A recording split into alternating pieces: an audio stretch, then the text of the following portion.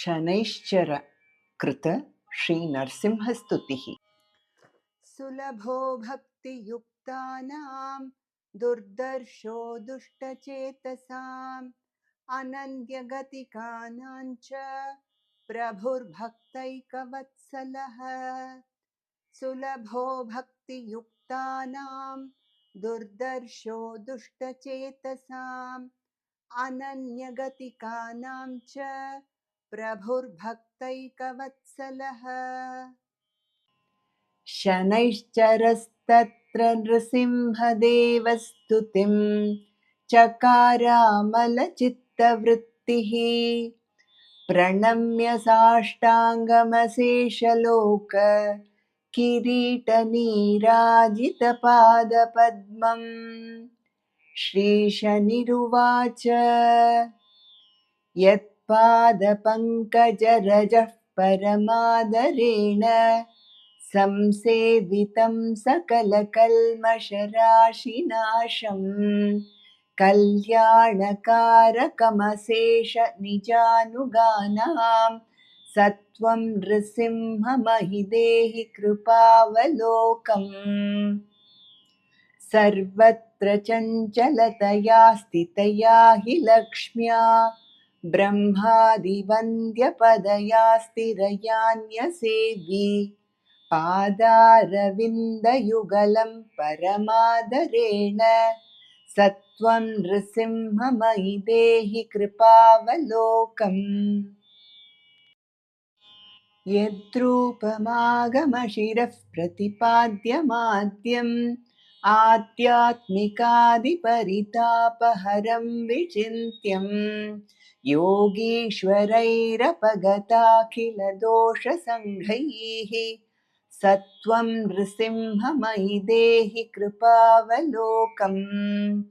प्रह्लादभक्तवचसा हरिराविरास स्तम्भे हिरण्यकशिपुं य उदारभावः ऊर्वो निधाय उदरं नखरैर्ददार सत्वं नृसिंहमयि देहि कृपावलोकम्। यो नैजभक्तम् अनलाम्भुदिभूधरोग्र शृङ्गप्रपातविशदन्ति सरीसृपेभ्यः सर्वात्मकः परमकारुणिको ररक्ष सत्वं नृसिंहमयि देहि कृपावलोकम्। यन्निर्विकारपररूपविचिन्तनेन योगीश्वराविषयवीतसमस्तरागाः विश्रान्तिमापुरविनाशवतीं पराख्यां सत्वं नृसिंहमयि देहि कृपावलोकम्। यद्रूपमुग्रपरिमर्दनभावशाली सञ्चिन्तनेन सकलाघविनाशकारी भूतज्वरग्रहसमुद्भवभीतिनाशं सत्वं नृसिंहमयि देहि कृपावलोकम्। यस्योत्तमं यश उमापतिपद्मजन्म शक्रादिदैवतसभासु समस्तगीतं शक्त्यैव सर्वशमलप्रशमैकदक्षं सत्वं नृसिंहमयि देहि कृपावलोकम्। इत्थं श्रुत्वा स्तुतिं देवः शनिना कल्पितां हरिः उवाच ब्रह्मवृन्दस्थं शनिं तं भक्तवत्सलः। श्रीनृसिंह उवाच प्रसन्नोऽहं शने तुभ्यं वरं वरय शोभनं यं वाञ्छसि तमेव त्वं सर्वलोकहितावहम्। श्रीशनिरुवाच नृसिंहत्वं मयि कृपां कुरु देवदयानिधे मद्वासरस्तव प्रीतिकरः स्याद्देवतापते। मत्कृतं तत्परं स्तोत्रं शृण्वन्ति च पठन्ति च सर्वान् कामान् पूरयेथाः तेषां त्वं लोकभावन।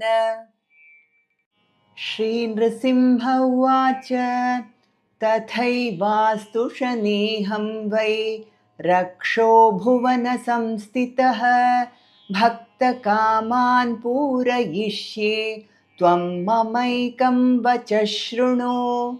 त्वत्कृतं मत्परं स्तोत्रं यः पठेत् शृणुयाच्च यः द्वादशाष्टमजन्मस्थात् त्वद्भयं मास्तु तस्य वै।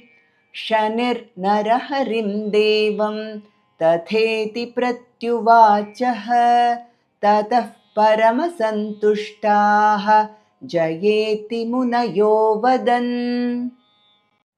श्रीकृष्ण उवाच इदं शनैश्चरस्याथ नृसिंहदेव संवादमेतत्स्तवनं च मानवः शृणोति यः श्रावयते च भक्त्या सर्वाण्यभीष्टानि च विन्दते ध्रुवम्।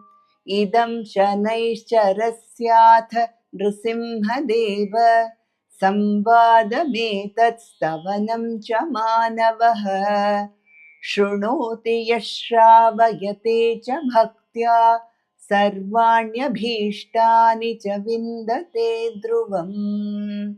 श्रीनृसिंहस्तुतिः समाप्ता।